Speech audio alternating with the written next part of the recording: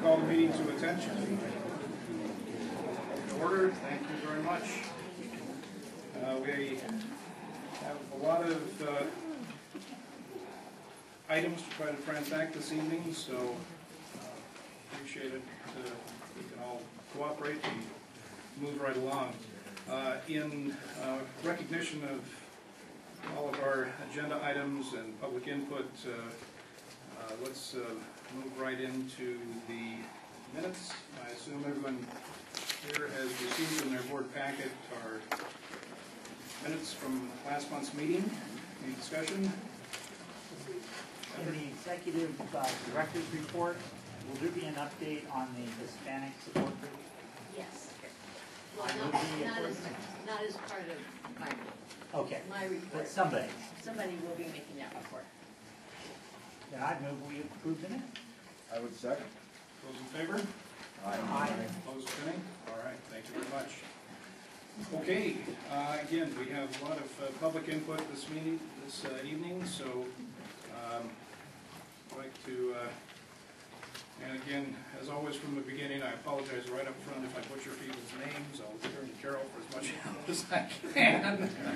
Do the best I can, and I'm just sorry up front. That's just the way it is. I'm just terrible with names. We would remind everyone that to please limit your comments to 5 minutes, and but I think other than that, a little aside, let's get right into it. Appropriate segue for your comment, Patrick. Blanca? John? What was the last one? Okay, thank you. Would you like to lead off this evening? Thank you very much.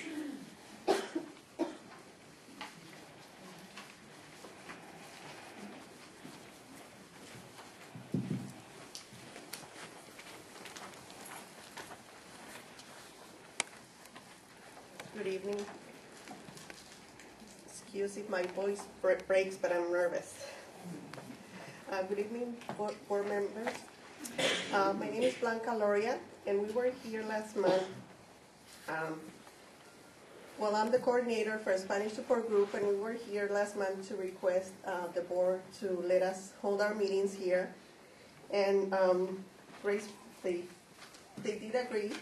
So we want to thank you all for letting us come back to our support group over here at the IRC. We would like to thank the board, and especially to Mr. Stolón Escobar, for meeting with us and to listen to our concerns. And we thank everyone for letting us come back. On behalf of our support group parents, and especially to our special children, we thank you. We also want to thank Felipe Garcia, Claudia Barajas, and Ana Godoy for all the support for our support group. Thank you. Thank you very much for letting us come back.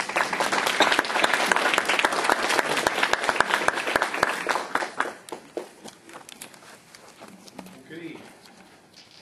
Mr. Damewood. Great. Thank you. Good evening. Just briefly, so that we stay within the time, I wanted to speak about the packet that you sent out with all the math and all. I'm not a licensed person for it, but I was wondering if the Consumer's Trust, if it was paid separately, if the consumer would be paid more, especially since they're paying individually for taxes.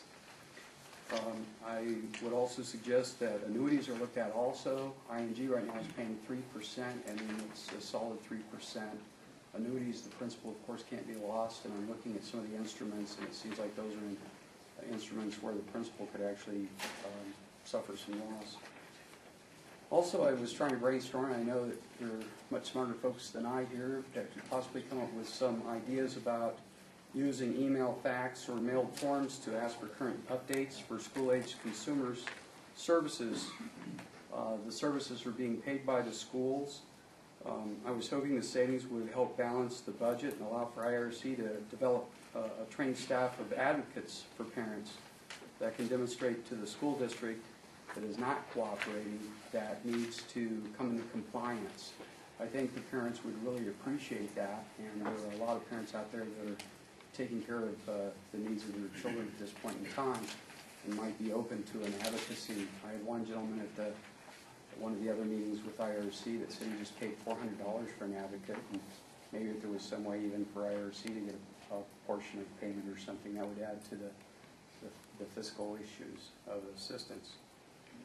I would also like RC to be aware, to help others be aware of agencies such as Family Service Association, the Wiley Center, and others for referrals to help with support of the mental health issues of parents of clients, because it's very difficult. I'm sure you've heard from many parents, and I know there's lots of ways to pass that on to other agencies that the parents may not know about. I'm on the board of mental health, and I'm really an advocate for anything that would help with mental health issues. I had also spoken about adults from time to time, and I was hoping that maybe some of these savings could be passed on, whereas the adults, our sons and daughters at facilities, could be visited more, or perhaps forms could be sent out, whereas there would be more closely monitored and so on for safety and well-being. I had also mentioned the eviction procedures in the adult residential facilities and so on, and wanted to point out section 868.5 that basically the top three, and I've given copies to several of you, that the only way you can really evict someone is for non-payment of the rate of basic services within 10 days of the due date, a failure of the client to comply with state or local law after receiving written notice of the alleged violation, failure of the client to comply with general facility policies that are documented in the facility admission agreement and are for the purpose of making it possible for the clients to live together. Those are the top three. There are several others. I really appreciate your time. If I need to make clarification at some point and you'd like to contact me, I'd be more than open to it. Thank you. Thank you, Greg. All right. Next, we'd like to call Laura Miller.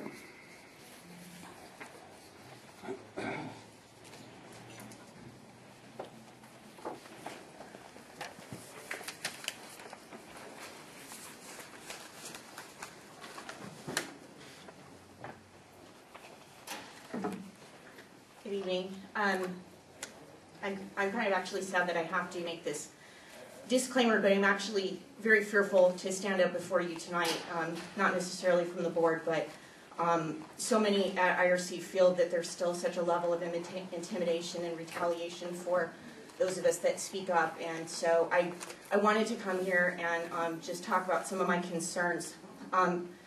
Carol, you recently had told the press that no employees had shared any concerns with you. I don't know if you were misquoted. I know that that does happen sometimes. But just wanted to remind you that we have shared concerns with you many times. Most recently, the all-staff meeting on May 2nd, people were very candid because it was an anonymous forum. When you started here, you met with every unit, and we shared a lot of concerns with you, and we had a lot of hope that things would change. In between those times, there have been numerous times. But frankly, I think people have stopped sharing issues with you because there is a deep, intense fear. And it's really sad because I believe that we've lost some really good employees here. And when, I'm not sure if you realize, but when every time that an employee leaves at IRC, a little bit of our hope leaves with them. A statement was made recently, the minutes were put up on the website to the Vendor Advisory Committee on February 27th that stated, employee morale is down due to the implementation of change and holding people accountable for their work. Being an employee with an excellent service record for over 10 years, Mr. Kosan, you and I work together. I think you know my work ethic. I've saved consumers and families thousands of dollars in benefit coordination at IRC, but I stand here to say that I am fully accountable for my position. I'm responsible for my work at IRC, and I quite frankly, I welcome accountability. But I do want to address something. On March 22nd, I did email the board trustees. I was told that Dr. Cutler was the only one who had access to this email, and I was encouraged when Dr. Cutler had made the statement at the board meeting that we would not suffer retaliation for bringing concerns to him or to the board. I have not received a response or an acknowledgement that anybody's looking into my concerns, so that's why I'm here tonight. I thought I want to give you guys the opportunity to address the concerns that I have. and please understand that this is with the utmost respect. I love Inland Regional Center. Again, I've been here for 10 years. I was an employee of San Diego Regional Center for 4 years, and my mom was an employee of San Diego Regional Center for 25 years. I believe in IRC. I believe in what we do. So again, I'm submitting these questions to you with the utmost respect. I have questions regarding the selection process of the broker at open enrollment for medical insurance. I would like to know if the HR manager adhered to the conflict of interest policy in the selection of the broker, and I would like to know why we were told in a meeting last September that the Kaiser rates had doubled when they in fact had not doubled. IRC actually supplements more towards United Healthcare for dependent coverage than they do for Kaiser. This is the reason that employees are paying twice as much for Kaiser. An employee choosing Kaiser, United Healthcare over Kaiser for dependent family coverage receives $1,500 more in benefits than someone who chooses Kaiser. The broker actually would profit from United Healthcare because Kaiser does not work with a broker. I believe that employees deserve a valid explanation for these concerns before the next open enrollment. I can't choose United Healthcare. My son is here with me tonight. He has a condition that United Healthcare does not cover. So I want you guys to understand that when you're selecting a medical insurance carrier, that some of us have, we cannot choose the cheaper one, okay? When I found out the rates have doubled, I went home and cried because I'd already taken cuts. I'd already taken a cut to my pension. I'd taken a cut with furloughs, the Opportunities for Excellence program. But I'm going to be okay. My family is here. My family's here to support me tonight, and frankly, I wanted my children here to understand that even though when you're nervous and shaking, you still stand up and you speak out for what you believe in, okay? And we will be fine. We'll make those cuts, but when we're told that the rates doubled and they didn't double, it creates a lot of mistrust with staff. So for the vendors to be told that morale was down because we have to be more accountable is not an accurate statement. Morale is down because of a hostile work environment, fear of losing our jobs and our benefits, but mostly because there's still a level of mistrust with staff. And so I want to thank you for your time.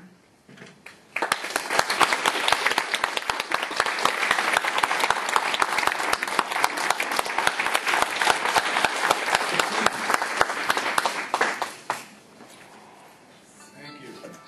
Dr. Cutler, Yeah. before we move on, Sure. timeline on when we can get an answer to the question?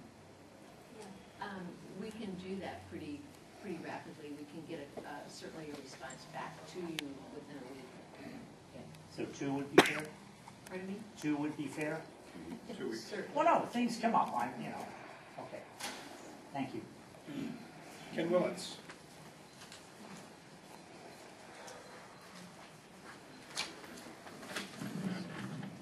Good evening. I also come with you with the same hesitation in regards to being retaliated against.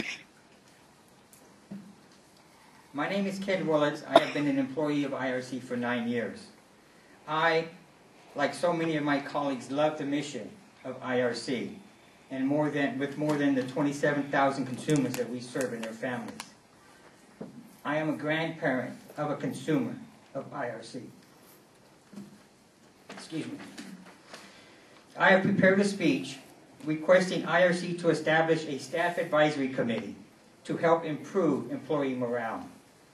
I have heard that a staff advisory committee had been implemented successfully by another regional center, and also it was recommended to IRC by the DDS Technical Assistance Team.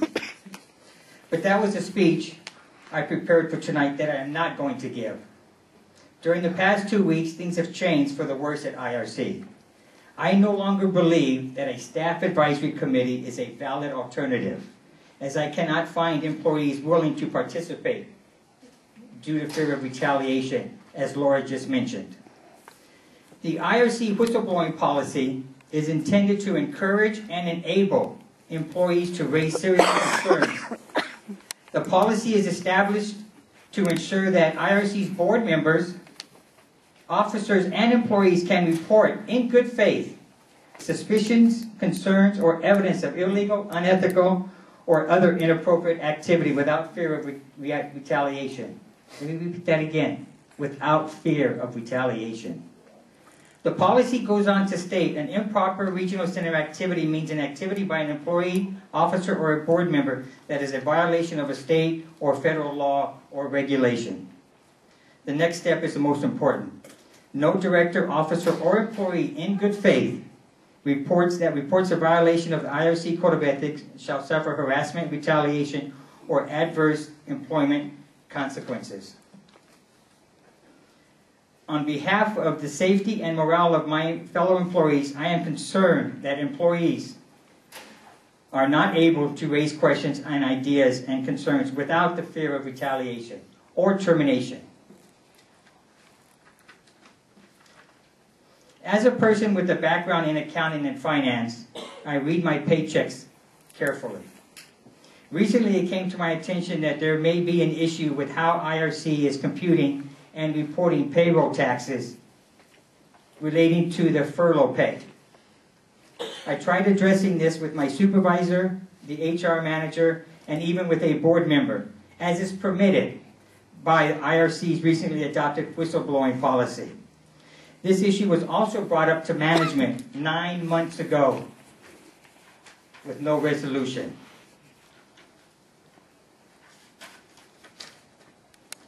Since I brought this issue to the attention of a board member, I have been chastised and singled out in my employment. Out of respect for all parties involved, I will not discuss the details of this singling out at such a public meeting, because I don't want to get fired. As of tonight, 5 weeks have gone by since I brought it up, and it has not been resolved yet. In conclusion, I request the board to fully implement the whistleblowing policy and all of its protections for the overall improvement and success of IRC.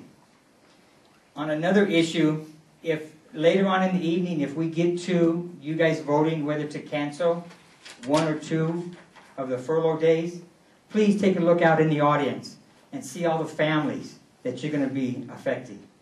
Thank you for your time.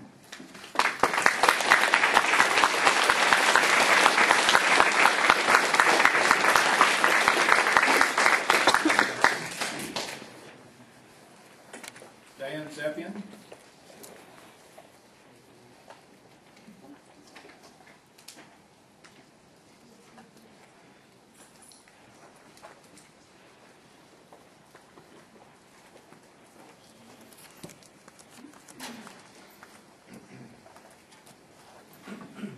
Hello, everyone. My name is Diane Zapian. I work here at IRC, and I've been here 4 years. When I read the mission statement, I thought this was a place where I could retire. But after 4 years, I realized that may not happen.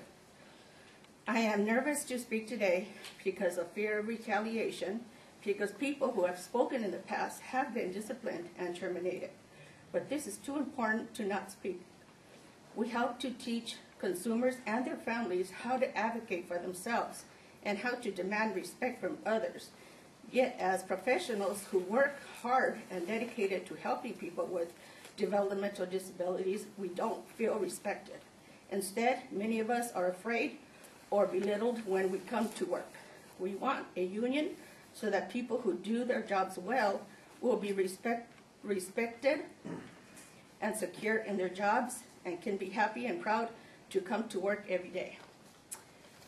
Thank you for your time.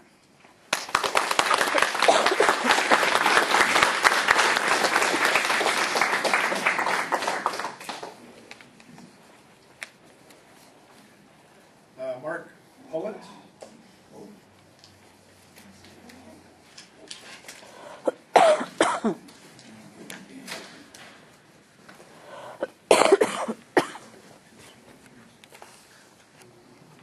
Thank you very much. My name's Mark Paul. I'm a parent of a young man with developmental disabilities, from Regional Center of the East Bay, and he's in supported living now. I've been a parent advocate for many years, advocating for this system, and currently I serve as a coordinator of policy for SEIU in California, policy with respect to developmental disabilities. I have a letter here for the board, which I'll give you afterwards. But I just want to take this time There are discussions here at Inland Regional Center where workers are deciding whether or not they want to unionize. Workers, and I work with member leaders as part of my job at SEIU. I work with SEIU member leaders from 10 other regional centers across the state. And I've worked with them for some years on state budget issues, state legislation. We go to Sacramento to lobby. We get together and talk about our relationships with management. And I can tell you that workers in every single regional center that we represent strive to have a constructive, fruitful relationship with their management. And why wouldn't they? Workers are committed to this job, and listening to the workers that just spoke here, you can see their commitment to making Inland Regional Center a better place to work and better to serve the people that you're committed to as a board and as an executive director. It takes a lot of guts to get up here and speak. It's easy for me to do that, and I'm nervous too. But it takes a lot of guts and a lot of commitment, so you know where they're coming from. They really care about Inland Regional Center and the people you serve. They want to be part of the solution. And unionization is not about attacking the executive director or fighting management. It's about having a structured way where workers can give input and can work with management to try to make this place better and serve consumers better. It's certainly about having protections on the job so people are free to speak up. But that structure that it brings and contracts that it brings gives workers security so they can be better partners with management to improve Inland Regional Center. The last several years in the DD system as a whole has been very difficult. This last year has been a very dark year because of the ongoing state fiscal crisis. Regional centers all over the state have been struggling terribly. And Inland has its own issues that it deals with now. And at times like this, you should really want to have workers feel free to speak up, to really contribute, to really be part of the solution. So I ask you, as workers are having these discussions, to remain neutral, to give them confidence that they can go forward with a decision to unionize without management opposition, without intimidation. We all care about people with developmental disabilities and their families. The workers here do too, and they're trying to have their voice heard again so they can contribute and be part of the solution and work with you to make that so. I'll just give you this letter here. Should I give this to the secretary? Thank you.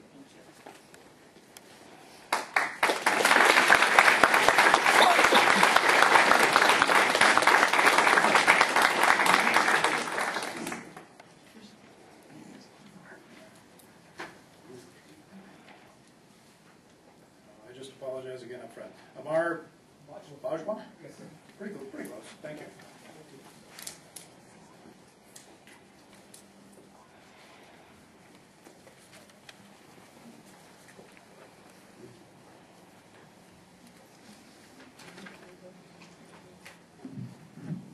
Good evening, ladies and gentlemen. My name is Amar Bajwa. I am a retired consumer service coordinator from North Los Angeles County Regional Center. I'm also an elected delegate from my 63rd Assembly District to the Democratic Party Convention, and I've been elected since 2006. I'm here today to speak on behalf of SEI Local 721 about how having a union can benefit consumers, staff, and leadership at the Regional Center. I was hired at North LA County Regional Center in 1986 and worked in the adult unit for 21 years. We formed our union at North LA Regional Center in 1995. Since then, we have done interest-based bargaining several times. North LA staff worked alongside our executive director, George Stevens.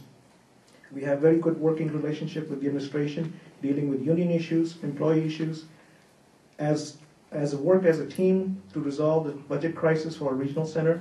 We also work together to come up with new policies and procedures. I want to talk about how Service Employees International Union works in the political arena.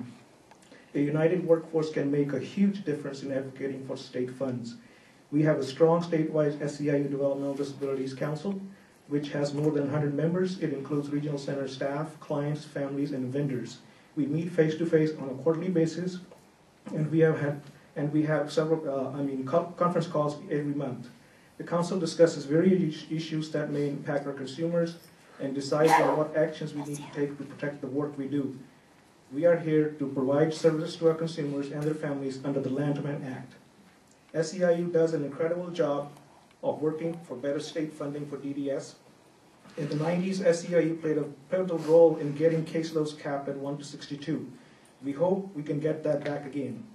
We just had our state council meeting in Sacramento in April. We did lobby visits to the legislators against the budget cuts to regional centers. We also worked very closely with State Department of Development and Disabilities and with the director, Ms. Terry Delgadillo. Our members helped to pass the bills that help to protect consumers and deal with the budget cuts with the least amount of harm to regional centers. For example, last year we supported and helped to pass SB 946, a law that requires insurance companies to pay for autism spectrum. Also, when Ms. Delgadillo developed the work groups to look into savings, she invited SEIU to send members from regional center to participate in the work groups. I know that if these workers choose to form a union, they can help improve the operations of the regional center, deliver high-quality service to consumers, and fight for more resources from the state. Thank you for your time.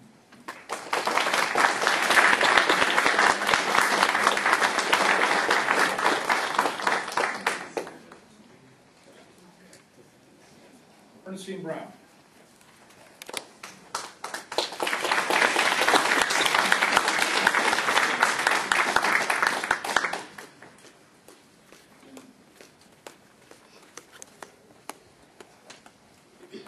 Good evening. Most of you know me here. I'm a former program manager of the Inland Regional Center Early Start Division. When I interviewed here 8 years ago, I told them that this was a job I would retire on. Recently, I made a decision not to do that. My reasons were because I felt this agency was no longer consumer focused. And I can give you some reasons why I feel that. I made some notes, so I want to make sure I stick with my notes because I only have 9 minutes, and I thank you for the time. The morale at this agency, a lot of people have touched on it. First of all, letters have gone out to you, the board, to DDS, to the directors, and to assemblymen for what I'm hearing. These letters are a cry for help. A cry for help. You are our board. And it's a cry for help from the staff, particularly. People are intimidated. They feel like their jobs are going to be lost if they say anything. If you want to know the morale of an agency, check with the grassroots people, the staff. You don't go to upper administration to check on the morale. I know that Carol had called us in, each manager, to see what the agency could do for us and to see how we could benefit the agency. And one of the statements that I made was that I was on board as long as we're consumer focused. I know early intervention works. I know what we do here at Regional Center works. It has always worked. But for some reason recently, it's unraveling. And it's breaking the hearts of people who are dedicated to this work. It broke my heart. I did not want to have to leave Regional Center. But because of my conscience and my work ethics and my philosophy, I can no longer stay by. This group of people have not had raises since 2005. Are you aware of that? 2005, they have not had a raise. Yet they're asked to cut 2 hours off of their work week, every pay period. They're asked to work more with less hours. It has nothing to do with them not working hard. This agency works hard, has always worked hard. The staff has always worked hard. That has nothing to do with the morale of this agency. The other thing I wanted to talk about was that we also have furloughs. One of the things I know about the people that work at Regional Center is they're willing to sacrifice whatever it takes to make sure the job's done.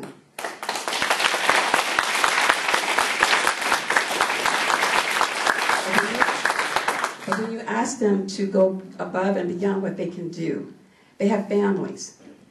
The economy is horrible. You cannot keep asking them to cut back, and do more, and do more, and do more.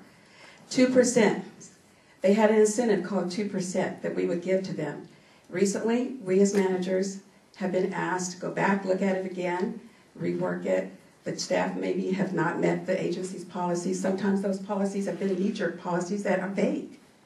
So when we give our word that we think they should earn the 2%, it's kicked back many times. So the staff doesn't get it. That was like the light at the end of the tunnel, and that's the term that I use when I talked to Jamie in one of our sessions that we sat down and had a conversation. Many of them are denied this, and managers have to rewrite it. My second point is fear and intimidation. Yes, there is fear and intimidation here, and if you don't believe it, you need to start talking to the staff.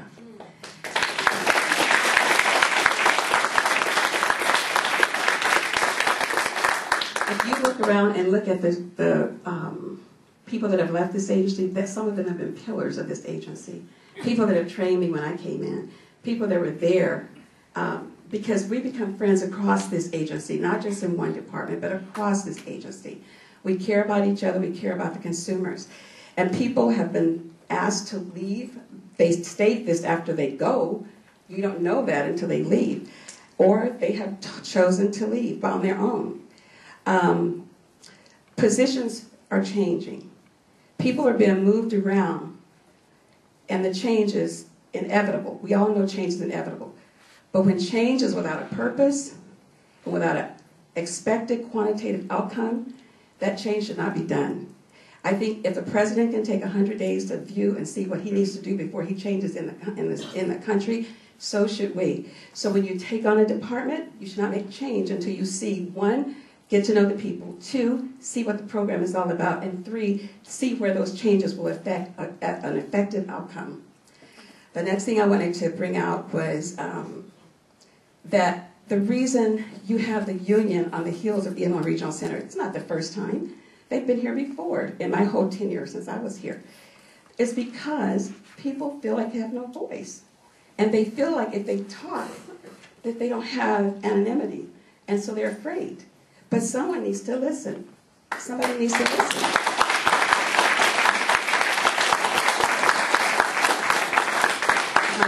My last point is that I have loved this agency with all my heart and soul.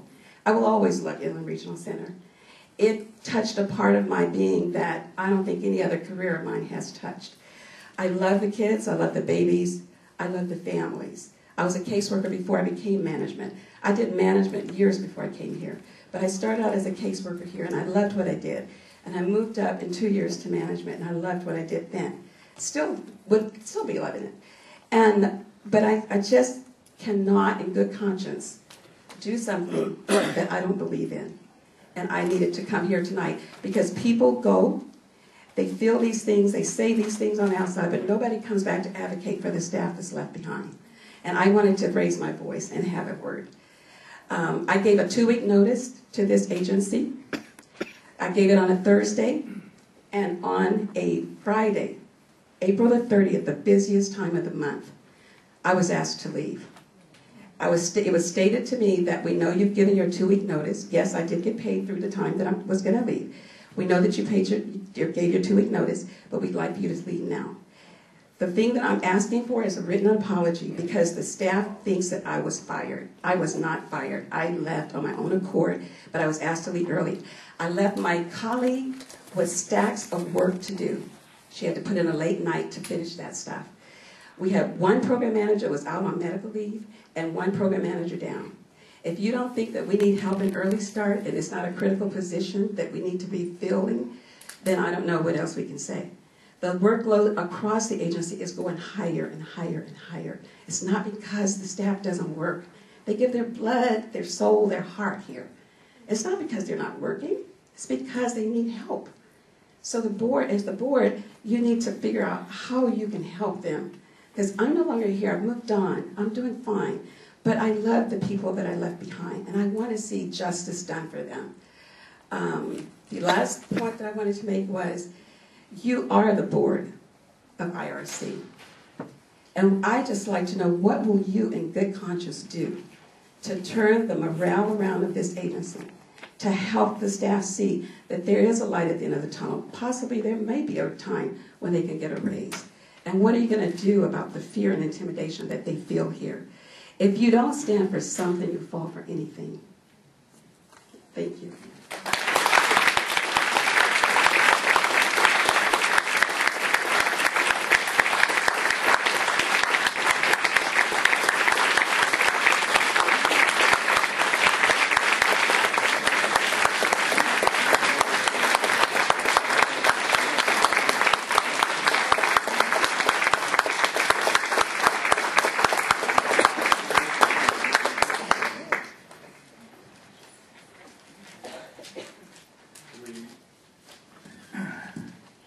We thank all those who've taken the time, shown the courage to stand before us as a public meeting, public forum, and also I think I speak for all of us on the board, thanking each and every one of you.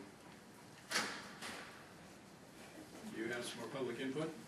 Yeah, I didn't know that all of this was going to come out tonight, and I really would like to say a few words if I All right. have. You can do it in under 5 minutes. Oh, yeah. It's yours. I'm a vendor. I represent a group that has about 16 facilities for development of disabled adults. These homes have been run by our group. It's run by family. We've been in this community for 20 plus years. Our consumers have been with us 20, 25 years. And what I'm hearing here today is really, to me, very one-sided. Since the changes here, I guess since the intervention of DDS and the probational situation, the changes to the vendor side, the attitude from employees of IRC has significantly changed. You want to talk about fear and intimidation? Prior to the changes, vendors, in our category anyways, would not utter a word. They were misrepresented. They were looked upon as second and third grade citizens. The social workers just pushed us around like there was no tomorrow, and nobody said a word because they had infrastructure to look after. They had mortgages to pay for. They had consumers to look after. And the fear of losing license, of not being a vendor, of consumers not having the opportunity when they lost a consumer to have that replaced was absolutely unbelievable. You want to talk about stress? When people who have had organizations or have had homes for 15, 20 years, they've organized, they have a financial presentation to IRC, which was accepted. They have, just use mortgage payment for an example, of X amount of dollars. And now they can't make the numbers. And they're losing their homes. And they're losing their consumers. So when you talk about fear and intimidation, all of the people here who want to be here still have jobs. And prior to this dissatisfaction, and there are some really good people at IRC. It's amazing. Some really dedicated people that would probably work for nothing if they had to. But let me tell you something. Prior to 2 or 3 years ago, there was a lot of bad stuff here. There was a lot of dead wood. And I don't know if it's still here. I'm not really part of this organization. But I can only tell you from the interaction that we had as vendors, we got slapped around pretty good. So the changes that we've seen on the vendor side are a tremendous, tremendous improvement. And look, times are tough. You're talking about people here haven't had an increase or a salary increase in 5 years. Not only have vendors not had an increase, costs are up. We've had a decrease of 4.5%. What are they supposed to do? And vacancy rate is 40% plus. That means somebody who has a home, 40% of the cases, licensed for 6, vendorized for 6, has 4 clients. You want to talk about not being able to make payroll? You want to talk about having to change the menus? You want to talk about not putting the air conditioning on till it's 90 degrees in the house? You want to talk about keeping the heat off until it hits 62 or 60 degrees? Do you think that's a service that we should be providing of that quality to our consumers? But all I'm hearing here is, oh, geez, there's intimidation, and we don't have increases, and so on and so forth. Hey, it's tough outside. It's really, really tough. Not just for you.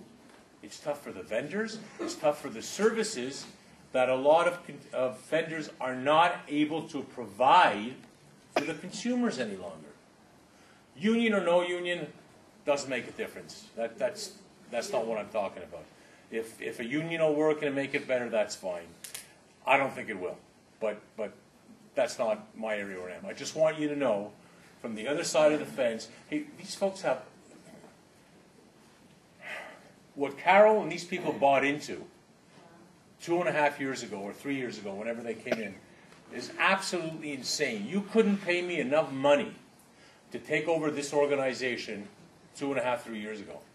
The staff that's here knows what was going on. They know all the junk and the stuff that was happening under the table, the favoritism. Talk about retaliation. You think retaliation is bad now? Think about what retaliation was 3 and 4 and 8 and 10 years ago. So, guys, you got to be fair. This is not a one-way street. And I understand a lot of you that have spoken here are speaking from your heart. You're really, really dedicated, and it's very difficult to deal with these changes. But let me tell you something. There's still a lot of dead wood in this organization, and there's a lot of people in this organization that are here because of the benefits, because of the salary they get at the end of the week or the end of the month. 5 minutes are up. Okay, got it.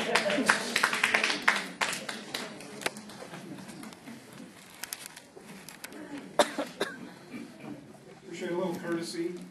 We don't need those kind of comments here. I think we all know we are here to help the consumers. We are here to help those who can't speak up in this kind of forum. And there are a lot of things that are tough on all sides. There's always more than one side. We as a board have worked very hard. I think you've seen that we've doubled the number of meetings that we are having. As an executive committee, we've doubled and even tripled the number of meetings. We just briefly report our April 24th executive committee meeting. We have a number of things on our agenda later tonight that will be addressed on the agenda, so I won't discuss those. We did, of course, meet with regard to the audit and our current appeal of that. We have had some items that have been dismissed and others that are still in the course of appeal, and this is a process that I'm sure will go on for some period of time. Nevertheless, I feel we are making headway with DES. With regard to our probation, we've also been in contact with DDS. There are things that still need to be resolved. I think for the most part, DDS feels happy with our progress. If anything, their most recent letter back to us perhaps showed a little unhappiness, perhaps with the timeline, and that some deadlines perhaps were not being met quite as timely as they would have hoped. But I think overall, the tenor of the letter indicated that they feel happy that we are making progress. And we anticipate, of course, that our probationary period will continue for or at least for the foreseeable future. Many of the other things with regard to the constitution of this board and budgetary items will come up in the course of our agenda. We did have somewhat of an emergency executive committee meeting even just last week to deal with the budget. And again, I feel looking forward here to the agenda that a lot of that information will come out in the course of this evening. So again, with respect to time, let me turn the floor over to Carol. I just wanted to share a couple of things with you. Right now today, our active caseload is a little over 26,000 people, and that represents about a 3.6% growth over the previous year. And the growth that we have experienced also with purchase of service is just about that same percent. And so that shows us that, and gives you a reason why we've got a deficit right now on the purchase service side. Because we have increased, there was very, very little growth built into our purchase of service budget. And in fact, it was almost flat from the previous year. So this year, we've really had a number of things that were needed for people, and we were able to go ahead and provide those, and we will be working with the department as we get to budget end to be able to meet all of those costs. And I think many of you that have been involved with the center for a while, you know that at the end of the year, it's not unusual for centers to have an override, and Gus, you don't like that word, but more dollars spent than what we have, and committed more dollars than what may be spent. And at the end of the year, the department looks at all regional centers and provides those funds, because one center may not be spending all of their budget and another may be over. So it all balances out at the end of the day. But this is just the second time that this has ever happened for Inland Regional Center. So I just wanted you to be aware of that it is a direct result of the growth of the consumers and the number of families that we've had join us. There's been a lot of activity these last 2 months with the hiring of Gustavo Rodriguez and Solon Escobar. Both have gotten very well acquainted with their job aspects and the center itself in a very short period of time. Some reorganization has taken place within both of the areas that they're responsible for. And with Dr. Lois's retirement, both Lavinia Johnson and Margie Henderson have had to do some reorganization as well. And that is beginning to take a little shape. We've got some work to do, as you can well imagine. But I think that it will work at the end of the day, and people will certainly be supported. And they will have good supervision, and then the staff will be able to work closely with their consumers. We will have a revised organizational chart for you in June. We're still working on some things and want to give you the latest version, but we will have that for you in June. One of the other things that happened, and I think we shared this with you not too long ago with the Medicaid waiver, this regional center was requested to add about 800 new cases to be able to meet a quota. And the program managers took the responsibility to do that, and they did a fabulous job, came up with the numbers, and the Medicaid waiver unit then processed those and got them ready, and we were able to turn those numbers into the state. So congratulations, team. Great job. Thank you. I think that Dr. Cutler spoke to the probation letter, and you all received a copy of that. And we will have our plan put together for you for our June meeting, and you can take a look at that. Some of the items that were listed in that letter, we do have to submit to the department by June 14th. But most of those are pretty straightforward, and you all are very familiar with those. And I think we can move forward with putting that plan. But I do want you to see everything that takes place, and we will go over that at our next meeting. One of the areas that did come up in the letter that you'll see does have to do with staff morale. And it is an area that we're all working on very, very hard, and want to make that turn for staff. Because they're the backbone of the organization, and we want it to be a positive working environment for people. Dr. Cutler also mentioned the audit, and we are addressing that. We did get a response back from our very first level appeal that we did, and we do feel that we are going to have to go to the next level.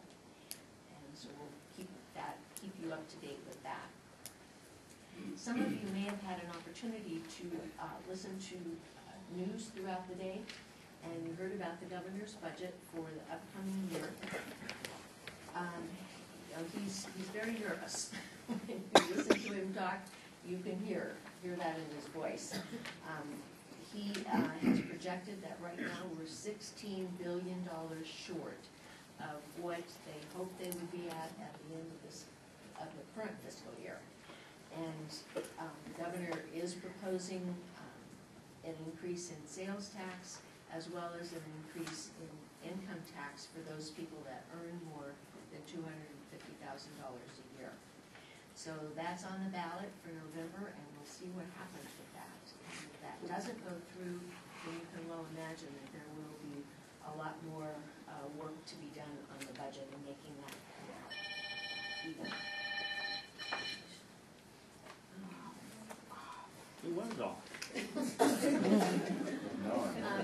At our meeting next time, I can give you an idea of what it looks like for the Department of Developmental Services. Right now, it looks like the dollars are going to be pretty flat. They've put some things in place that will keep it there, but they are anticipating a growth of about 2.5% in new people coming into the system. So that's kind of where the budget stands, and we'll be doing some work on that ourselves for the center during this Sorry, budget flat, but increase in number of people we haven't served, 2.5%? That's what they're projecting. The department, looks at kind of what they anticipate happening, and they are anticipating it's about a 2.5% increase in the numbers of people. But the budget looks pretty flat. So it's going to be another difficult No way to year. generate more revenues except what comes from the state? Pardon? No way to generate more revenues except what comes from the state? Regional centers can, well, you as a board, and we do raise money through the entity called Another Way. And those dollars that they raise go to pay for things that the regional center funds can't pay for. And so there are some things that we do there.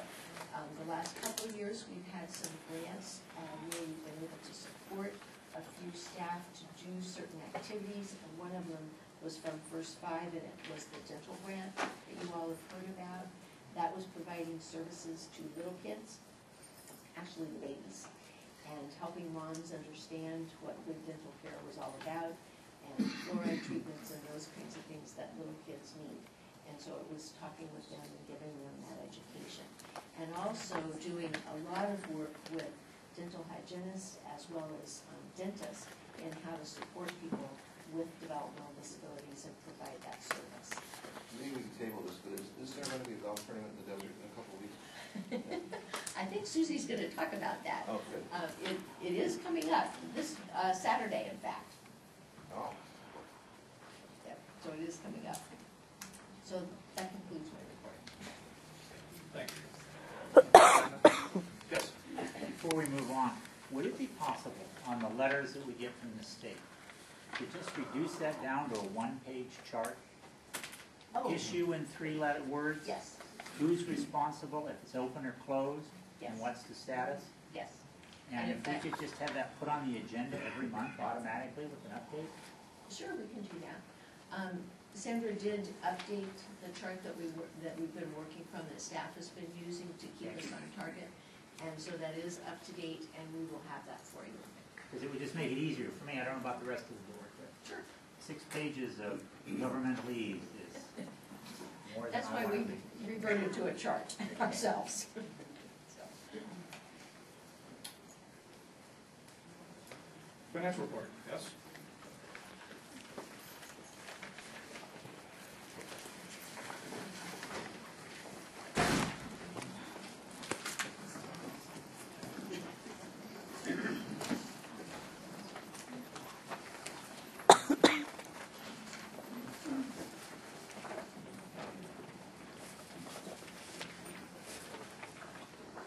Hello, everyone.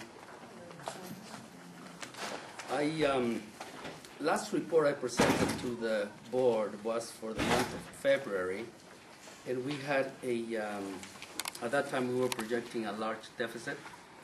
You should have received the financials or the budget allocation report through 3/31/2012. And the current that report that you should have received now shows a deficit that is definitely going down, and we show $154,729, 154,729 deficit. There's since March 31st, 2012, we have had the effect of 2 furlough days. One on April 9, the other one on May the 7th. So we have 2 subsequent events to that report for the effect of those furlough days that bring the March 31st number down to a surplus, taking into effect those 2 furlough days, to a surplus of $75,271. At the last meeting, I thought that there would be a recommendation that we might be able to cancel 1 or the 2 furlough days. And unfortunately, with the surplus that we have right now, I cannot make a conclusive recommendation to Carol or to the board that we're in a position to make that announcement. There are several issues that are still pending, and the surplus that we show right now, taking into account those 2 furlough days, is a very thin reserve to operate through the end of 6/30/12. So that's the extent of my report, unless there's any questions. When's the next furlough date? I believe it's scheduled for May 27th? May 29th. It was scheduled for the Tuesday after Memorial Day holiday. So people would have the 28th, which would be Memorial Day, and then a furlough day was scheduled that very next day. So that's the next one. And Carol, what is the one scheduled after that? It was scheduled for, I'm sorry? June the 7th. So, Gus, would you say that June 11th. 11th, thank the you. furlough day will stand on the 29th, but that it might or might not be revoked for the June 7th? I believe that May, you know what, right now, it's, like I said, I would, with the issues that are pending in front of us, I think it's better to end, if anything, with a small surplus at the end of June 30th than to end up with a deficit. And so I need to recommend that we right now maintain those 2 furlough days on the table. And perhaps the June would be addressed with the next board meeting. That's tight. That's awfully tight, June, when's the June board meeting? Actually, it's that day. It's the 11th. Oh, That's called too tight. Then that is definitely tight, yeah. I think that Gus is really working hard to be as conservative as possible because we don't want to be in the hole, especially on operations at the end of the year. And so we do have some additional information that we need to look at, and we'll be in a better position probably within the next week to get back with you and talk with you again about that. But to revoke the furlough days will require board action, right? No, not necessarily. No, I think the way we originally agreed is there's going to be 3 furlough days, and the 4th one was provisional. Correct.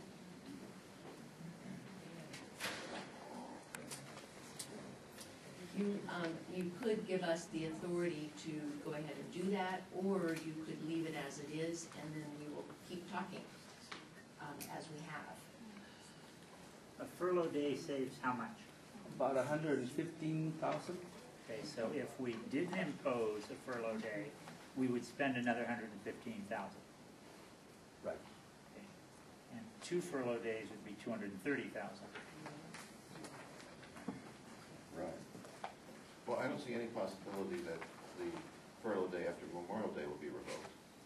So the 3 will. Well, it is possible. Oh, it is possible? Okay. It is possible. I'm just, like Carol said, I'm just being super conservative. just to be on the safe side. So, does Carol have authority to revoke that, or does the board need to make a motion? I'd like to make a motion. I'd make a recommendation that we allow the director and our CFO to make that decision. Second. I second. Thank you, Christian. Motion and a second. And we have a motion and a second. Discussion? Any further discussion? If there's any way that we can stop the furlough days, I think we should. I think I speak for the board. I think you do. Well, I would err, as conservative as I am, I would err on the side of, you know, if it looks like we can make it, we should drop the next furlough day and reserve the last one. You know, if Gus says, hey, it looks like at the end of the year we're gonna make it, if he wants to be conservative, well, drop the next one and leave the third and leave the June one open. Open. So we don't get to carry funds over to the next year, and give them back, right? So what's the consequence if we end up short? What is the consequence if we end up short? The last one's You don't pay some bill? Well, we might go on probation a little longer. I think I've heard that in the past when other centers have been short, they've had to pull surpluses from other centers if they have surpluses. And we don't want to do that. We don't have to, in other words, it'd be like asking for help from other centers. Yeah. We definitely don't want to do that. The operations side, we always need, as best we possibly can, make every effort possible to keep it at zero. And that can be done. I mean, if there is It can be done. functionally a small surplus, there are many, many ways to spend it and make the next year a little easier. So that can be done. But we're still left with the opportunity potentially to download a furlough day, which, as Patrick said, you know, I think the board is adequately interested in it. Okay, well, and staff is too. Yeah. Because it's tough. Probably more adequate, actually. So again, we've had a motion and a second. Aye. Opposed, if any? Thank you. One other action under Gus's area, I put down the budget of the upcoming year, and we're really not prepared to talk with you about that. But in relationship to the year end for this fiscal year, one of the things that our contract requires you as a board to do is to send a letter to the department letting them know where we are fiscally. And if it looks like we're going to be in the hole for our purchase of service funds, or if we've got some real significant issues on the operations side, we are required to put a short letter together just advising them where we are and what our plans are to get rid of that deficit and to make ends meet. So Gus and I do need authorization from you to just submit that letter to the state so that it is in files and we've met the contract obligation. You need a motion.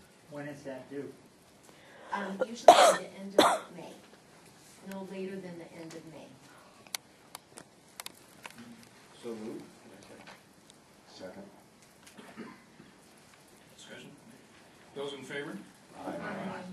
Any opposed? Thank you.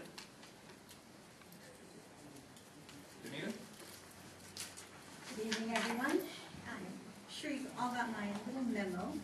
I know it's a busy night, so I'm just going to talk about a few things briefly because you have more information in the memo.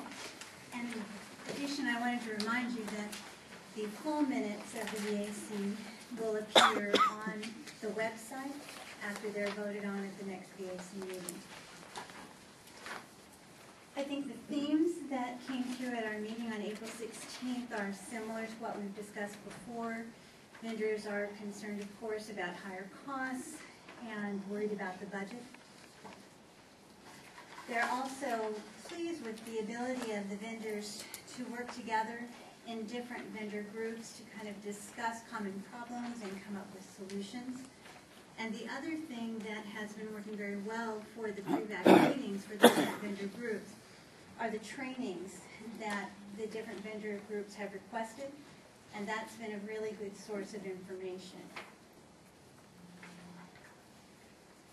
Before we get to the important thing, which is voting on some new members of the VAC, are there any questions about the summary that I gave you? Yes. A couple of times I've heard about the continuing concerns about the audit requirements. Yes. What is IRC doing? I mean, are we doing anything? Well, it's a state requirement. Have we heard whether or not that threshold is going to be raised? No, we haven't. What I understand is that there is a legislator that is trying to put together some legislative language that might even get picked up in the trailer bill, where it would reduce that threshold, not reduce it, it would raise it, so that providers that are earning less than $500,000 are not having to do audits. Well, I'm a firm believer in audits, okay? I would recommend that it might be nice if the board or Dr. Cutler or somebody send a letter to our representatives and the person sponsoring that bill, supporting that piece of legislation. That we are allowed to do. That's not lobbying, it's support. And I think it's been raised enough times that I think the board should take some action, and if the board doesn't think we should, that's fine too. But I think it wouldn't be inappropriate for Dr. Cutler to send a letter to all our, the local ones around here, Ontario, Riverside, and also to whoever's sponsoring the bill, that, we support it, and 2 or 3 reasons why. How it is an inconvenience, it's hurting our consumers or whatever. It's a difficult bar to meet when you haven't had when you've had operations cuts in the last half decade only. Most definitely, and many vendors are feeling that. And we have not really received many audits. We have from the large companies and people that are already having to do it just because of the size of their business. Yeah, if somebody's moving millions of dollars around, they'd be wise to do it. If somebody's moving 150 grand around, they don't have the money in that to buy. No, not at all. That would be my proposal. I'm sure the vendors would appreciate that very much. Do you want us just to act on that, or do you, Make a motion. Well, I don't know, do we need a motion for that? It's just direction. I think it's direction. Yeah. okay. Shall I draft something for you all to send out individually, or do you want it to come from the center? I think Dr. Cutler's signature would look very nice on the bottom of that. You haven't seen my signature. Well, buy him a nice rubber stamp. Thank you, Ben. And maybe we can talk to a couple of your cohorts, Carol, at some of the other regional centers and say, hey, this is what we're sending out.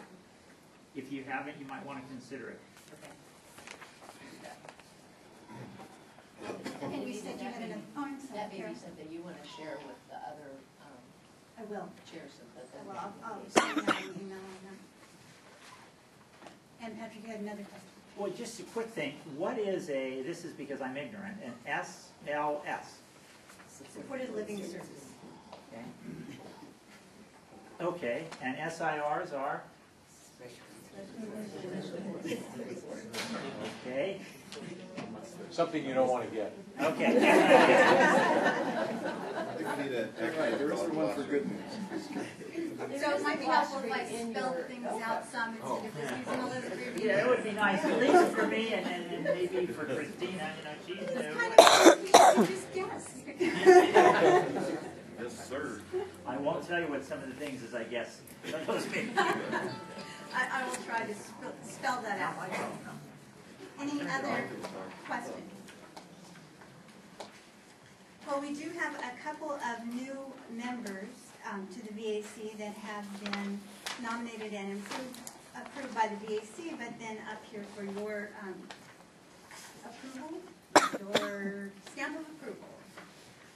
We had a vacancy for the respite vendor representative and also a vacancy in infant children vendor representative. And the membership committee recommended Mike Foster of Shelley Care Management for respite and Melody Amaral from Wiley Center for infant children vendor representative. And both of those people are filling the terms of VAC members who one moved away and the other stopped working for the vendor. So those needed to be filled. We tried, if you'll remember, to put everybody on the same schedule so that this didn't come up so often. We didn't have to always vote on VAC people. But as they're filling vacancies that were created during the year, I need to ask for your approval for those two people. Do we need a motion? We do. Yes. So moved. I want that new memo. Yeah, I'll take Christian's motion. Tom, would you want to second that? I did. Thank you. Those in favor? Wait. Oh, sorry. Discussion.